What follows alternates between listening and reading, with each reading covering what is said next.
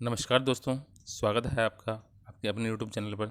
दोस्तों, आज हम लोग मैकेनिकल इंजीनियरिंग के सेक्शन में ग्राइंडिंग एंड ग्राइंडिंग व्हील के पार्ट 2 के बारे में बात करेंगे। पार्ट 1 में हम लोग जो वेरियस टर्मिनोलॉजीज़ हैं उसके बारे में हम लोग बात कर चुके हैं। तो आइए डिटेल में बात शुरू करते हैं सेकंड पार्ट में। Soft grade wheel is use for grinding hard materials and hard grade wheel is use for soft materials. तो दोस्तों, कटु सत्य है।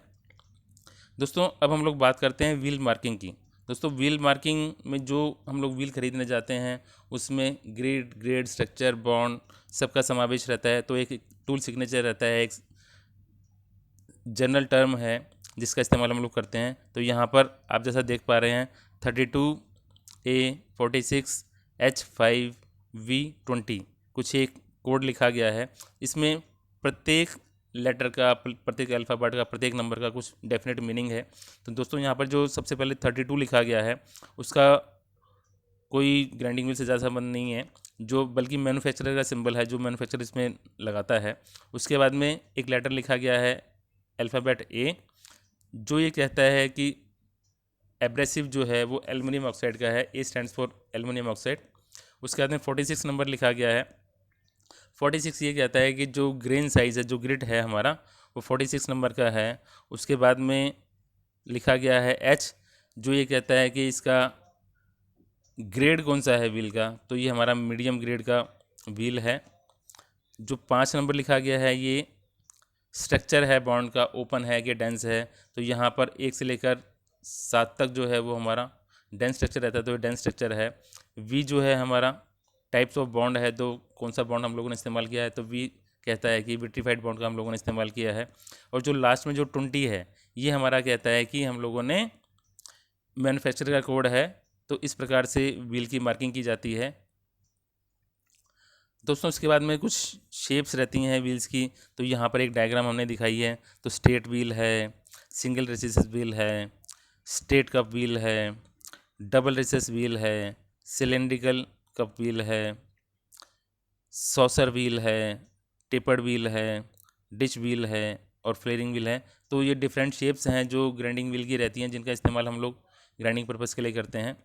दोस्तों, यहाँ पर कुछ और ग्राइंडिंग व्हील दिखाए गए हैं। तो दोस्तों, ये छोटे ग्राइंडिंग व्हील हैं जिसका हम लोग पोर्टेबल ग्राइंडर में इस्तेमाल करते हैं। तो डिफरेंट शेप्स की मैनुअल ग्राइंडिंग यदि हमें करनी हो तो वहाँ पर हम लोग इस प्रकार की शेप्स का इस्तेमाल कर लेते हैं। दोस्तों, जब हम लोग ग्राइंडिंग व्हील का सिलेक्शन करते हैं तो हम लोगों को क्या क्या चीज़ें पता होनी चाहिए, क्या क्या चीज़ें कंसिडर करनी पड़ती हैं, तो उस चीज़ के बारे में बात करते हैं। तो जब हम सिलेक्शन करते हैं तो सबसे पहले तो हमें ये पता होना चाहिए कि हमने किस धातु को काटना है। फिर उसके according abrasive, grit, grade, structure और बॉन्ड का इस्तेमाल करते हैं। हम लोग सिलेक्शन करते हैं, सबसे पहले मटेरियल सेलेक्ट करते हैं कि कौन सा मटेरियल इस्तेमाल करना है ग्राइंडिंग के लिए। फिर उसके अकॉर्डिंगली एब्रेसिव, ग्रेड, स्ट्रक्चर और बॉन्ड का प्रयोग करते हैं, सिलेक्शन करते हैं। और हमें ये भी पता होना चाहिए कि हमें कितनी धातु सरफेस से हटानी है, एक्यूरेसी साइज़ की कितनी और फिनिश कितनी रिक्वायर्ड है हमारी, जो कॉन्टैक्ट एरिया है व्हील का और कंपोनेंट का वो कितना रहेगा, व्हील की स्पीड कितनी है और टाइप ऑफ मशीन हम लोग कौन सा यूज़ कर रहे हैं, और जो ऑपरेटर है उसकी स्किल कितनी है। इन सब चीज़ों का हमें व्हील सिलेक्शन में ध्यान रखना चाहिए। दोस्तों, यहाँ पर जब हम लोग व्हील माउंट करते हैं मशीन पर तो व्हील की बैलेंसिंग बहुत ज़रूरी होती है।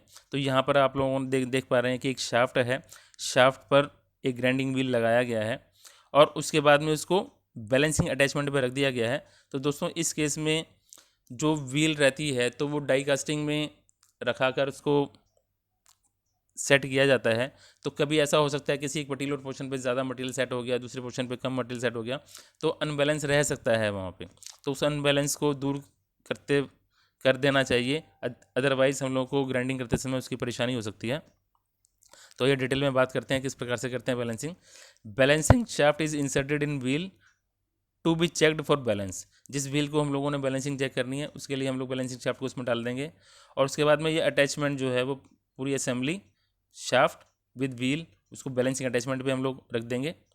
उसके बाद एक हल्का सा जो आउटर पेरीफेरी है व्हील की उसको हल्का सा चक्कर देके घुमाकर छोड़ देंगे और उसको छोड़ देंगे कि वो अपने आप से रुके।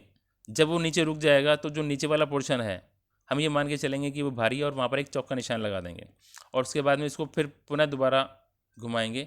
यदि वापस वो उसी जगह पर आकर रुका है, तो वहाँ पर हम लोग ये मान चलेंगे कि यहाँ पर अनबैलेंस ज़्यादा है, तो वेट ज़्यादा वेट होगा, वो नीचे की तरफ जाएगा। फिर हम लोग इसमें यहाँ पे बैलेंस, जो इसकी साइड में जो फ्लैंजेस लगे रहते हैं, यहाँ पर बैलेंसिंग वेट्स रहते हैं, उन बैलेंसिंग वेट्स को हम लोग एडजस्ट करेंगे ऊपर की ओर, ताकि इसका जो अनबैलेंस है वो ऊपर की तरफ चला जाए। और उसके बाद में फिर उसको दोबारा घुमाएंगे और चेक करेंगे।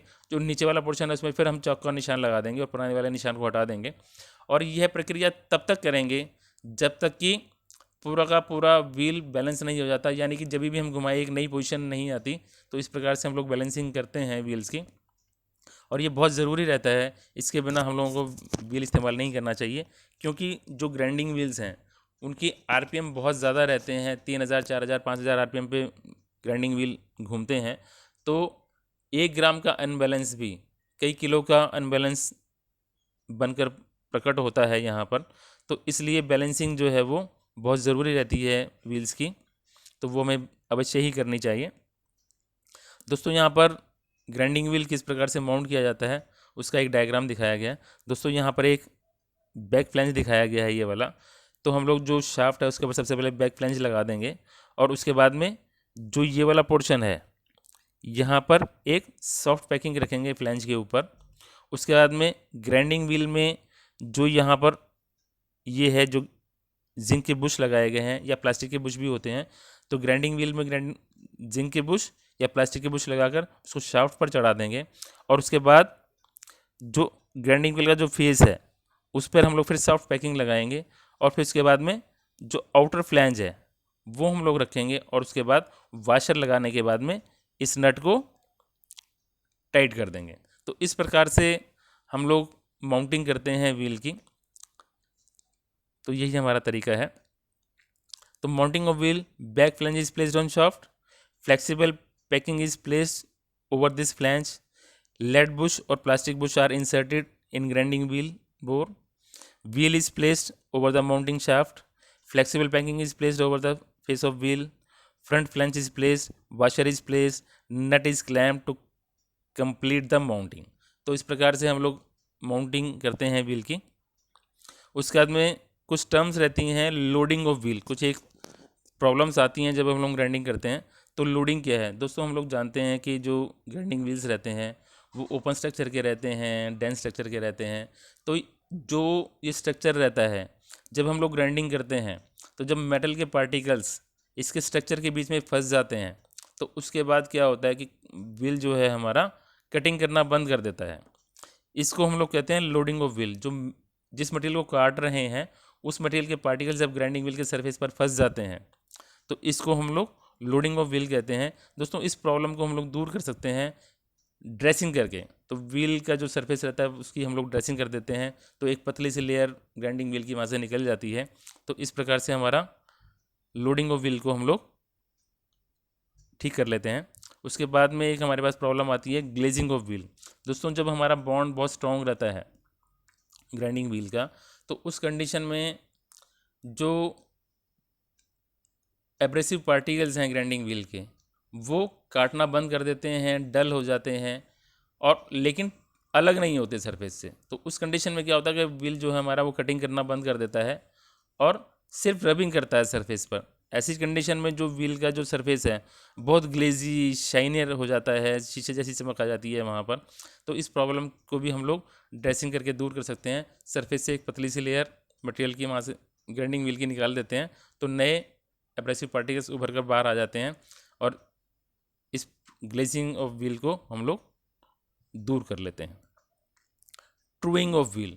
दोस्तों जब हम लोग ग्राइंडिंग व्हील की मोल्डिंग करते हैं तो ऐसा हो सकता है कि जो ग्राइंडिंग व्हील है एकदम परफेक्ट राउंड शेप में ना आया हो, थोड़ी सी ओवल्टी रह गई हो वहाँ पर। तो उस ओवल्टी को दूर करने के लिए हम लोग व्हील को मशीन पर माउंट कर लेते हैं, और सरफेस को, जो ग्राइंडिंग व्हील का सरफेस है उसको ड्रेसिंग से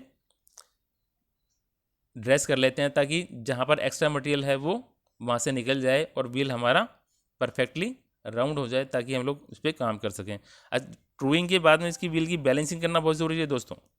तो व्हील की बैलेंसिंग बहुत ज़रूरी है। तो पहले ट्रूइंग करेंगे, फिर व्हील की बैलेंसिंग करेंगे, और उसके बाद में उसको इस्तेमाल करेंगे। तो ड्रेसिंग करने से हम लोग ट्रूइंग कर सकते हैं, ग्लेजिंग दूर कर सकते हैं, ड्रेसिंग। अच्छा दोस्तों, ड्रेसिंग ऑफ व्हील है क्या? जो व्हील का जो सरफेस है उसे एक पतली सी लेयर को एक ड्रेसर से निकाल दिया जाता है, तो उसको हम लोग ड्रेसिंग कहते हैं। When cutting edges at surface of wheel becomes worn out और डिसलॉज्ड और clogged, at this time a small layer of grinding wheel is removed from the surface of wheel. This removal of small layer is called dressing. Dressing is done by using wheel dresser. There are various types of wheel dressers. Mechanical dresser हैं, precision dresser हैं, diamond dresser हैं, तो इनका इस्तेमाल करते हुए हम लोग व्हील की ड्रेसिंग कर सकते हैं। For dressing, dresser is feed against the wheel and small layer is removed from the surface. तो जो ड्रेसर है उसको सरफेस पे फीड करते हैं और उसको चलाते हैं पैरेलल, ताकि एक पतली लेयर जो सरफेस से वो निकल जाए और नए कटिंग एजेस हमारे उभर कर सामने आ जाएं। अब दोस्तों, मशीनें कौन कौन सी हैं जिनका इस्तेमाल हम लोग करते हैं?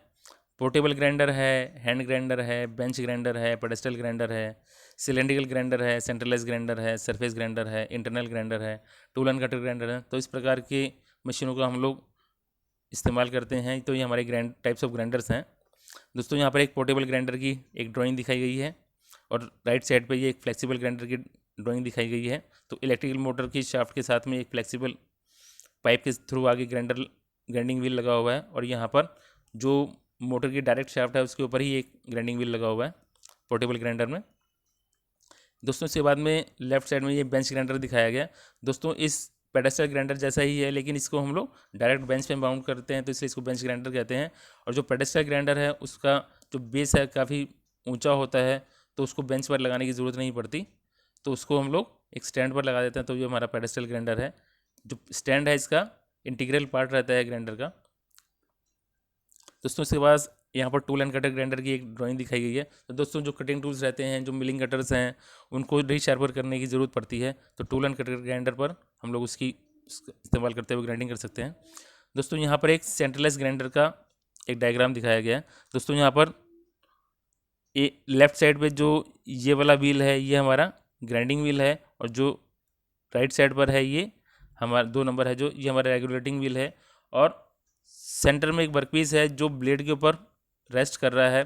तो रेगुलेटिंग व्हील वर्कपीस को घुमाता है और फोर्स लगाता है ताकि वो ग्राइंडिंग व्हील के साथ में कांटेक्ट में रहे। तो इस प्रकार से बिना सेंटर के हम लोग व्हील को ग्राइंड करते हैं।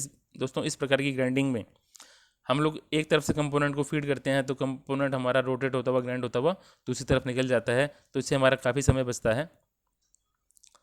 दोस्तों, इस प्रकार की वीडियोस हम लोग लाते रहते हैं, पहले भी लाते रहे हैं और आगे भी लाते रहेंगे। दोस्तों, अगर आपको ये वीडियो पसंद आई हो तो लाइक कीजिए, शेयर कीजिए, सब्सक्राइब कीजिए। और यदि आप हमारे चैनल पर नए हैं तो सब्सक्राइब कीजिए और बेल आइकन को जरूर प्रेस कीजिए, ताकि आने वाली वीडियोज़ की नोटिफिकेशन सबसे पहले आपको मिल सके। दोस्तों, आज हम लोगों ने ग्राइंडिंग एंड ग्राइंडिंग व्हील के बारे में बात की। धन्यवाद।